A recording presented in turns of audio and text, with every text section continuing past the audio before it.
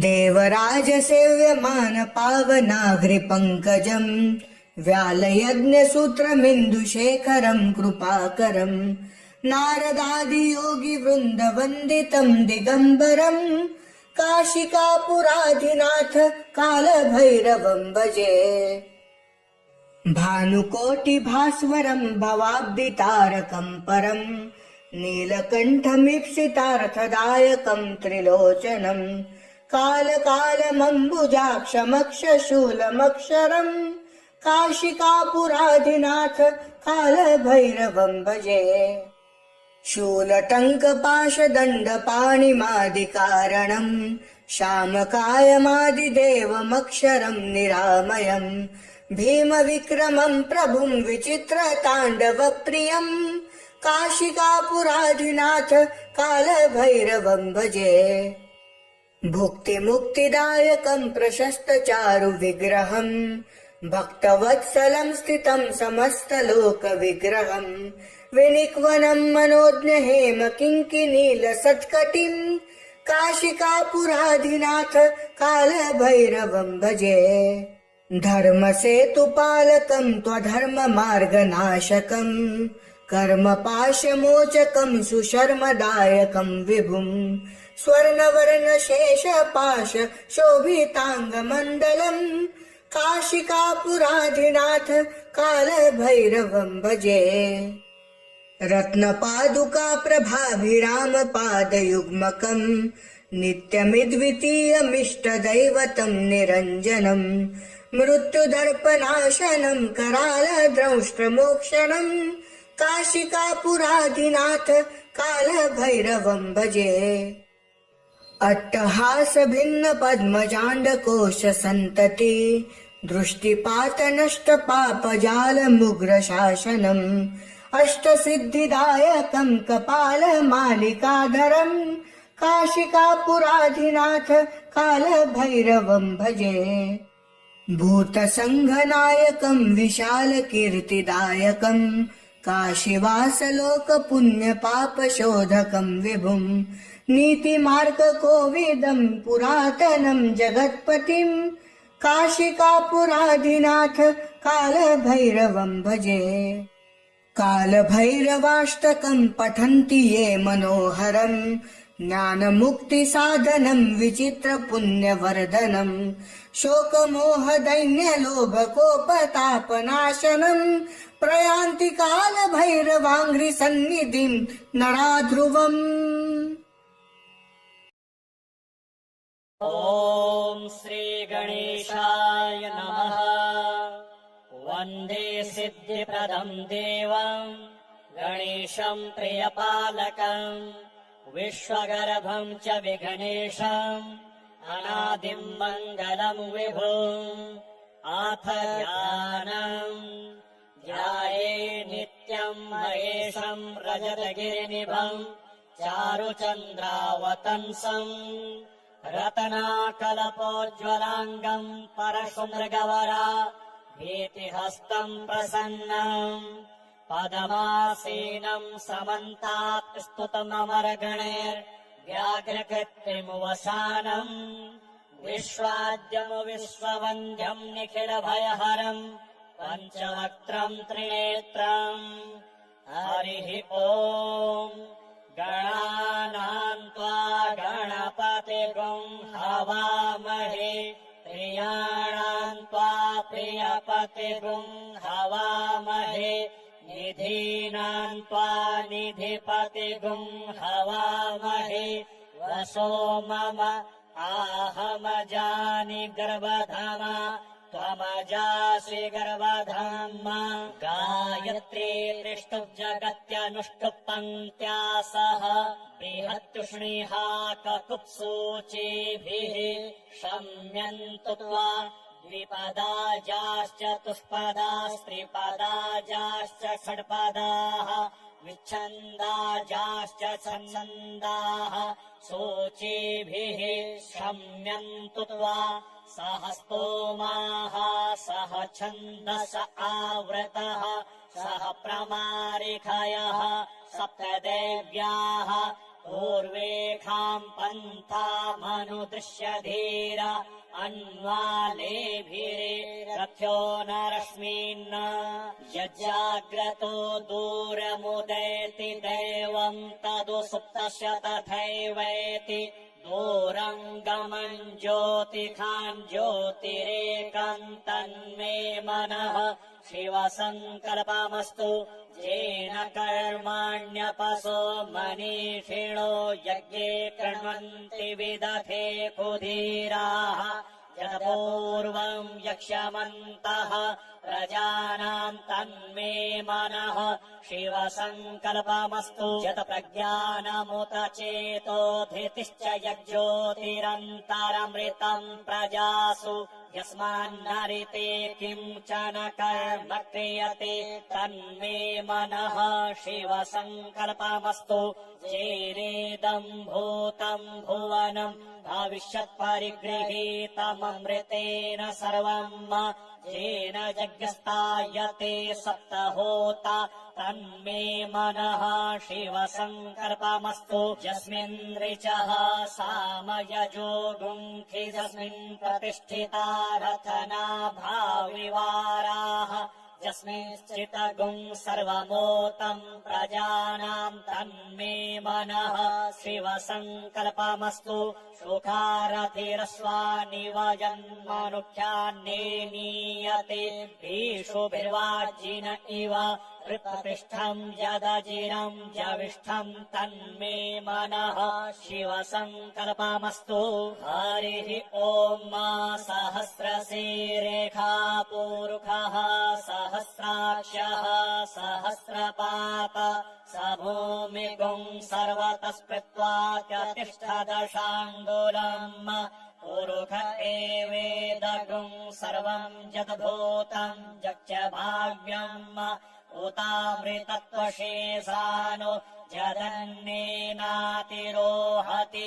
एतावानस्य महिमातो जायाश्च पूरुखः पादोऽस्य विश्वाभूतानि त्रिपादस्यामृतम् दिवि त्रिपादूर्ध्व उदेत्पुरुखः पादोऽस्येहा भवत पुनः ततो विक्थम् व्यक्रामत्साशनानशने अभि ततो विराडजायत विराजो अधिपूरुखः स जातो अत्यरिच्यत पश्चाद्भूमिमथो पुरः तस्माद्यज्ञात् सर्वभूतः सम्भृतम् पृषदाज्यम्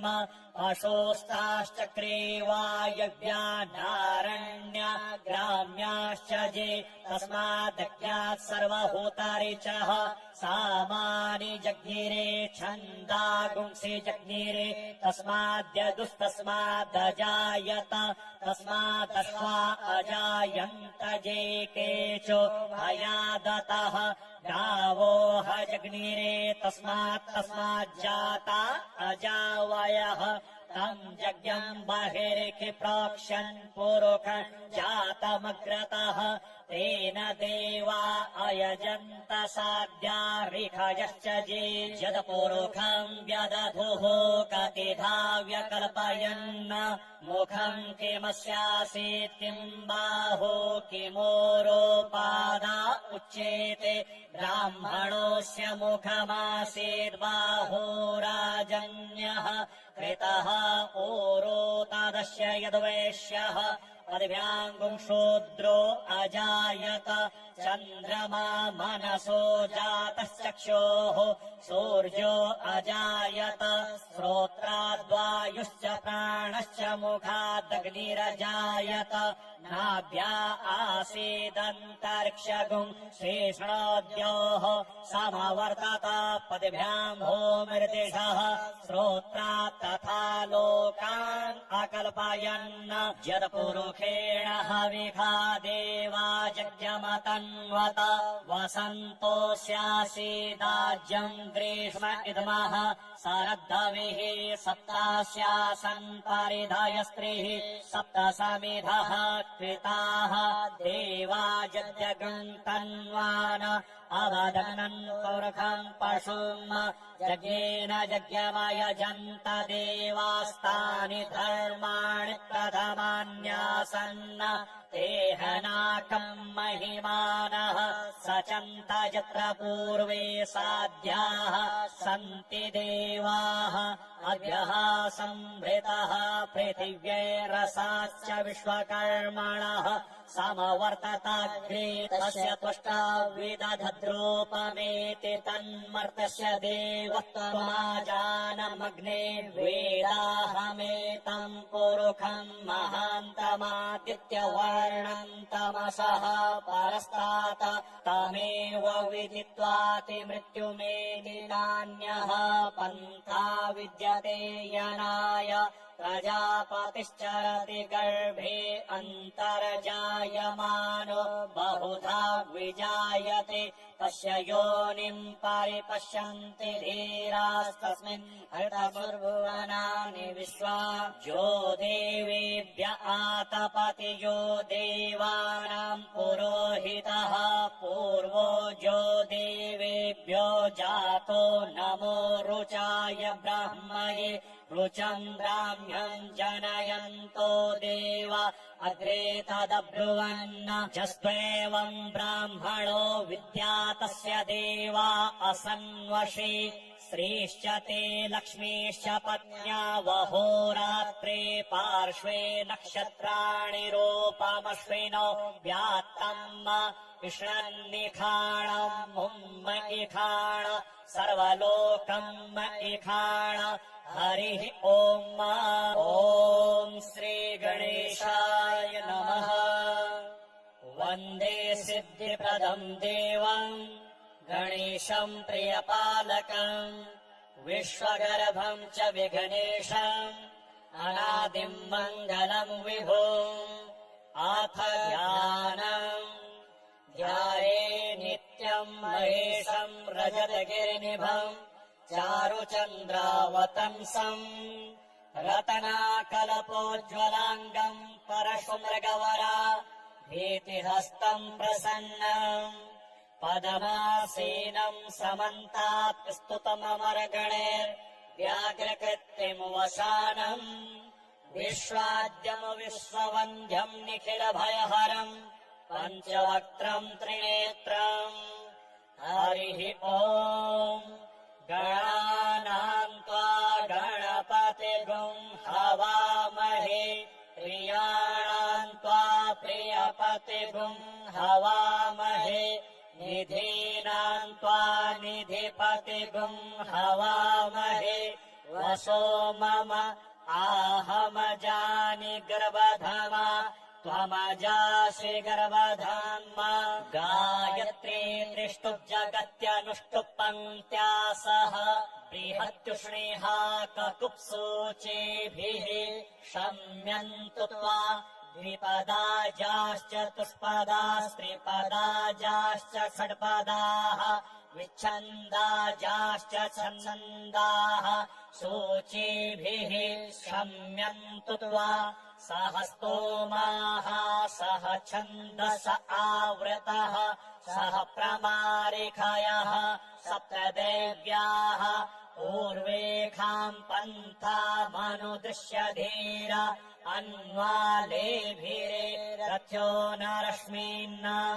यज्जाग्रतो दूरमुदेति देवम् तदु सुप्तस्य तथैवेति दूरम् गमन् ज्योतिखाम् ज्योतिरेकम् तन्मे मनः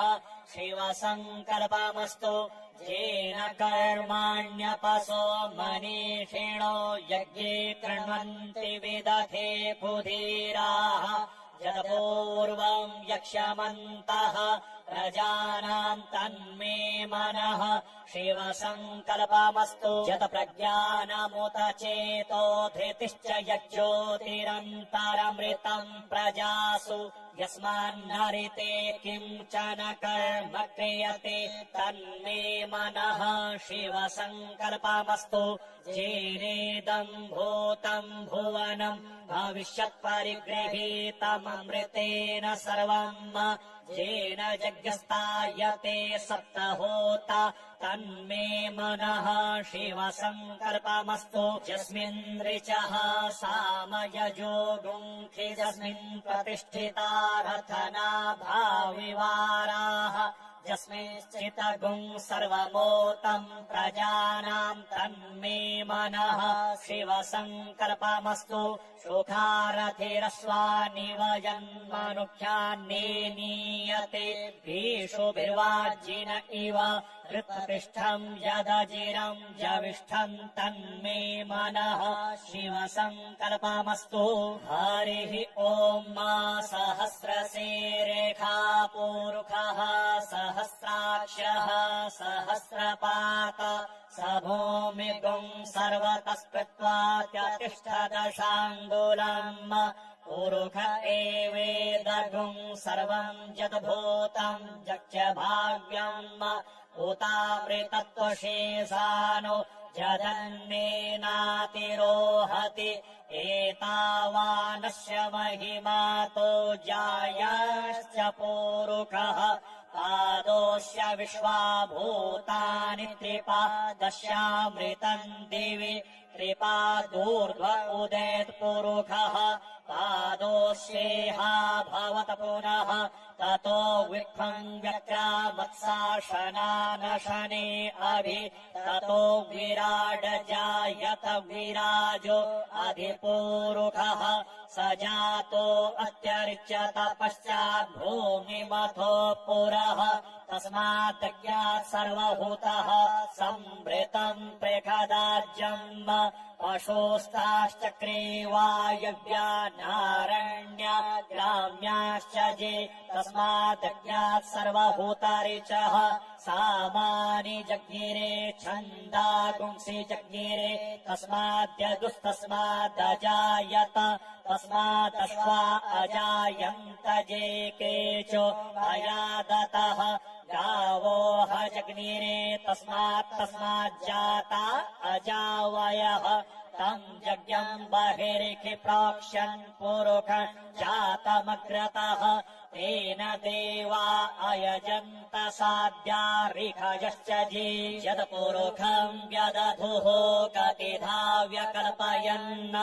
मुखम् किमस्यासीत् किम् बाहो किमोरोपादा उच्येते ब्राह्मणोऽस्य मुखमासीत् बाहो राजन्यः कृतः ओरोतादस्य यद्वैश्यः पदभ्याम् गुंशोद्रो अजायत चन्द्रमा मनसो जातः चक्षोः सूर्यो अजायत श्रोत्राद्वायुश्च प्राणश्च मुखादग्निरजायत नाभ्या आसीदन्तरिक्षगुम् श्रीष्णोद्योः समवर्तत पदभ्याम् ओमृतिशः श्रोत्रात् तथा लोकान् अकल्पयन् यत्पुरुषेण हविखा देवा यज्ञमतन्वत वसन्तोऽस्यासीदाज्यम् ग्रीष्म इदमः शरद्धविः सप्तास्यासन् परिधयस्त्रिः सप्तसमिधः कृताः देवा यज्ञम् तन्वान अवदग्नन् पुरुषम् पशुम् यज्ञेन यज्ञमयजन्त देवास्तानि धर्माणि प्रथमान्यासन् तेहनाकम् महिमानः सचन्त यत्र पूर्वे साध्याः सन्ति देवाः अभ्यः संभृतः पृथिव्यै रसाश्च विश्वकर्मणः समवर्तताग्रे तस्य तुष्टा विदधद्रूपमेति तन्मर्तस्य देवत्वमाजानमग्ने वेदाहमेतम् पुरुषम् महान्तमादित्यवर्णम् तमसः परस्तात् तमेव विदित्वाति मृत्युमेति नान्यः पन्था विद्यते यनाय प्रजापतिश्चरति गर्भे अन्तर्जायमानो बहुधा विजायते तस्य योनिम् परिपश्यन्ति धीरास्तस्मिन् हृतसुर्भुवनानि विश्वा जो देवेभ्य आतपति यो देवानाम् पुरोहितः पूर्वो जो देवेभ्यो जातो नमो रुचाय ब्राह्मणे रुचम् ब्राह्म्यम् जनयन्तो देवा अग्रे तदब्रुवन् जस्त्वेवम् ब्राह्मणो विद्यातस्य देवा असन्वशे श्रीश्च ते लक्ष्मीश्च पत्न्या वहोरात्रे पार्श्वे नक्षत्राणि रूपमश्विनो व्यात्तम् इष्णन्निखाणम् मुम्म इखाण सर्वलोकम् इखाण हरिः ओम्।